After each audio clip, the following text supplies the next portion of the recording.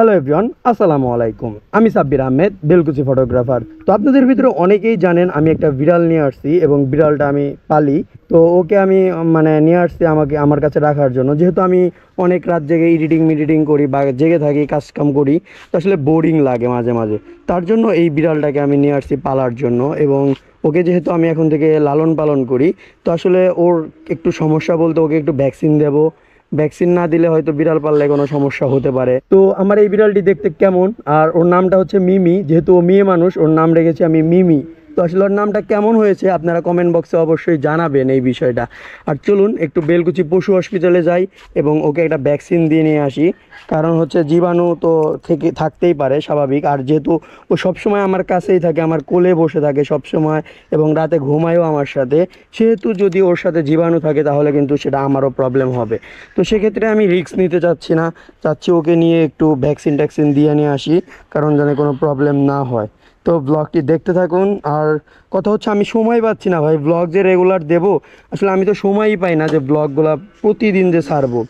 আসলে খুবই ব্যস্ত, বুঝতেছি না, কাজের চাপ এ পরিমাণ বেড়ে গেছে আমার যে কোনো ধরনের সময় পাইতেছি না ব্লগ আপলোড করার। তো আমরা এখন যাব হচ্ছে বেলকুচি পশু হসপিটাল, এবং সেইখানে আমার বিড়ালকে দেখাবো ওর কোনো প্রবলেম আছে কিনা এবং ভ্যাকসিন দেওয়ার জন্য কি কি করতে হয় বা ভ্যাকসিনটা কিভাবে দিতে পারি। তার জন্য আমরা সরাসরি এখন যাব হচ্ছে বেলকুচি পশু হসপিটালে। তো আমরা ফাইনালি চলে এসেছি বেলকুচি পশু হসপিটাল। এটা হচ্ছে আমাদের বেলকুচির পশু হসপিটাল। এইখানে যত পশু পাখি আছে সবকিছুর চিকিৎসা করা হয়, কিন্তু আমি এর আগে কখনো এইখানে কোনো পশু পাখি নিয়ে আসিনি, এই প্রথমবার আসলাম কোনো কিছু নিয়ে। তো আপনাদের মধ্যে যারা বিড়াল পালেন তারা আমাকে কিছু টিপস দিতে পারেন যে এই বিড়ালগুলা কিভাবে পাললে বেশি ভালো হয় এবং কোন কোন জিনিসগুলা খেয়াল রাখতে হয় ভালো রাখার জন্য। যেহেতু এটা একটি সরকারি হাসপাতাল, সেহেতু আমার কাছে বিড়ালটা চেক আপ করাতে কোনো টাকা পয়সাই নেয়নি।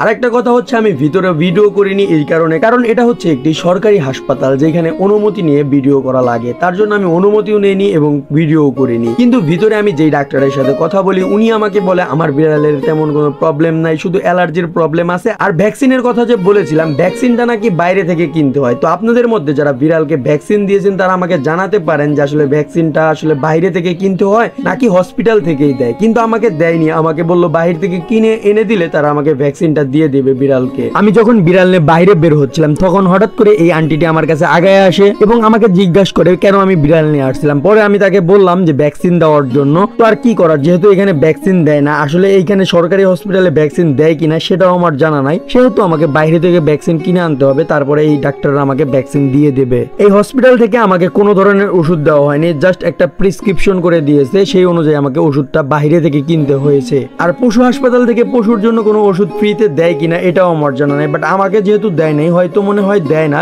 বাট দিতেও পারে কোনো কোনো রোগের জন্য। আজকের ভিডিওটি এই পর্যন্তই, আশা করি ভিডিওটি ভালো লাগছে। যদি ভিডিওটি ভালো লাগে অবশ্যই ভিডিওতে একটা লাইক করে দিবেন। আর কে কোন জায়গা থেকে এই ব্লগটি দেখছেন সেটা আমাকে অবশ্যই কমেন্ট বক্সে জানাতে পারেন। আর আপনাদের মধ্যে যদি কেউ বিড়াল লাভার হয়ে থাকেন সেটাও কিন্তু আমাকে অবশ্যই কমেন্ট বক্সে জানাবেন। দেখা হবে নেক্সট কোনো ভিডিওতে, যদি আপনি আমাকে ফলো করে থাকেন। ততক্ষণের জন্য সবাই ভালো থাকবেন, সুস্থ থাকবেন, নিজের খেয়াল রাখবেন। আল্লাহ হাফেজ।